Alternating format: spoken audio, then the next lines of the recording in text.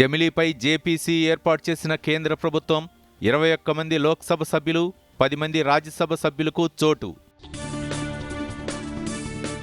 కాంగ్రెస్ దేశంలో అవాస్తవాలను వ్యాపింపజేస్తోందన్న అమిత్ షా, అంబేద్కర్కు వ్యతిరేకంగా తాను మాట్లాడలేదని స్పష్టీకరణ.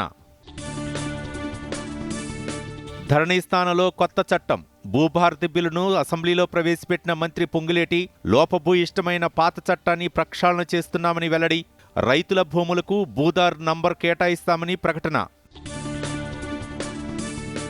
ముంబై తీరంలో ఘోర ప్రమాదం, ఫెర్రీని ఢీకొన్న స్పీడ్ బోట్, పడవ మునగటంతో 13 మంది దుర్మరణం, 100 మందిని రక్షించిన సిబ్బంది.